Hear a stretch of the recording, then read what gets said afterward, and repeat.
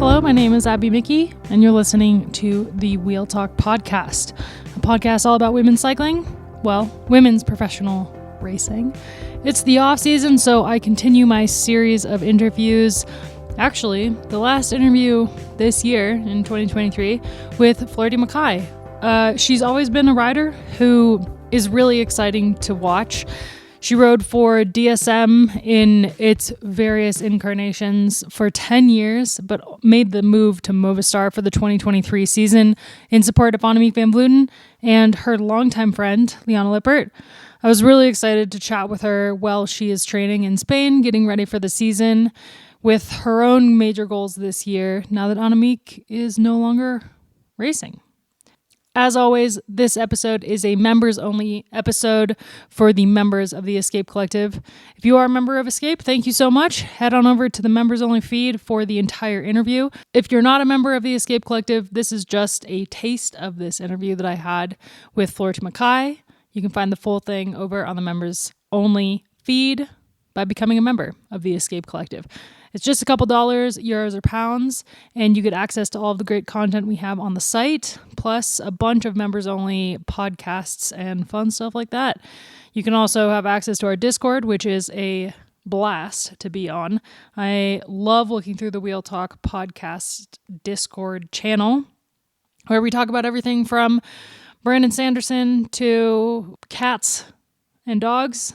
I don't know, random things that are great fun. Check it out. Thanks so much for listening to this podcast. I'll be back next week with Gracie and Lauren. Really excited to do a final episode of the season for you all before the holiday break.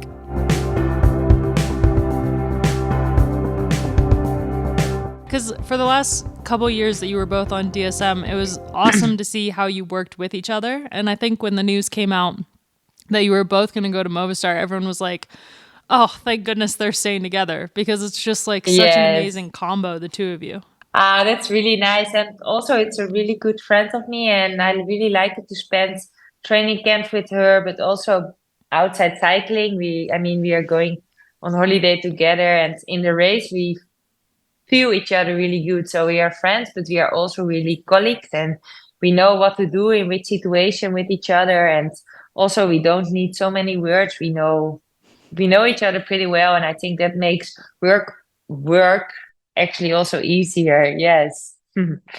What was it like joining the team with Annemiek, knowing that you were coming from a team where you were pretty much every race one of the leaders, to a team where Annemiek was the out-and-out leader in almost every race she lined up for? Yes, I think this was indeed for every Grand Tour a big difference. I mean, it was you are standing on the line with the GC leader and also somebody who can really finish it off. So this was a big difference. But I also knew that this was the case, and I also knew that for sure 2023 was only like mostly every race for Annemiek. So I knew it up front. And I think I learned a lot also in this year, especially, for example, that I was not on my level myself, not in every race, but that I still have been and felt also really part of the wins of Annemiek. And she's a special one. I mean, she, like what she had showed off, and like how she is racing and performing, and it's special. Yeah, she's incredible. I feel like next year is going to be really weird for a minute, trying to get used to her not being in the peloton. Yes, I think so too, yes. But I also think, like what we said in the beginning, women cycling is growing so fast, and also what you could feel and see, I think already in Tour de France, is that it's really hard to keep up, because the top is getting bigger and bigger, and there are different really good names. So yeah, I think at one hand, yes, but on the other hand, I think we will be also really soon used to it. It does make for an interesting dynamic with Demi and how she's going to be.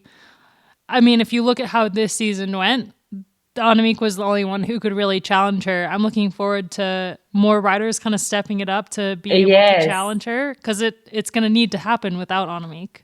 Yes, I'm really curious if there is somebody who can really challenged Demi. And I think even in some races, I think the biggest challenge is in Demi, her team herself, if you look to the classic. So I'm really curious how this will go, yes. So not only are you like one of the top riders in the world, you're also Dutch, which is a little bit of an interesting situation when it comes to national team events and stuff like that. How has it been for you navigating the Dutch cycling scene? Yes. I mean, being a Dutchie is really nice because yes, I think we are, yes, especially last years with Marianne, with Anna, with Annemiek, with Dani, with Lorena, with so many good names. The strongest nation in the world, I can say, and that's really nice. But it makes it also hard to really be and stay part of the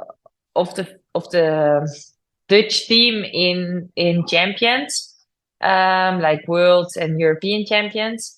But I think that's making it maybe even more nice that you want to fight more for it and and really go for it, and that you always need to keep working. Do you get to do much training camps with the Dutch? You just said you're with Lucinda at the moment. Yes, but this was actually we have been teammates at Team Sunweb, and yes, we kept in touch. And in the peloton, I was always talking with her, and actually this was fixed 3 days ago, so that's really nice. But no, I have also like Lorena Wiebes and Rianne Marcus. They live really close to me in the Netherlands, so we train a lot also together in the Netherlands. But also, for example, last week I was training with Charlotte Cole, and I think I'm I'm really easy with everybody, and I like it to at least train in groups. So yes, then it makes it easy to keep in touch. Yes. That's one of my favorite things about cycling is that your training partners are the people you line up against in the races versus other sports It's where you train with your team. It's really cool. Yes, I think it's really nice, but I'm really a team player, and that's what I really liked also with speed skating, that you're always on the road with your team. And for example, now in Spain, I'm never training alone. I'm always looking for a group guys, a group girls, or whatever to ride together because that's what I. That's it for this snippet of my podcast interview with Floortje Mackaij. If you want to hear the full episode, become a member of the Escape Collective, join the members only podcast channel, and join the community that we have built at Escape. It's a pretty awesome one, I will say.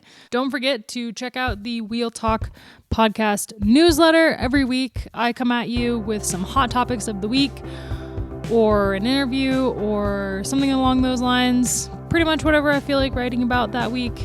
It will get a lot more exciting as the season ramps up in January. Cannot wait to get to Tour Down Under. But for now, this was our last interview of the year. Thanks for listening.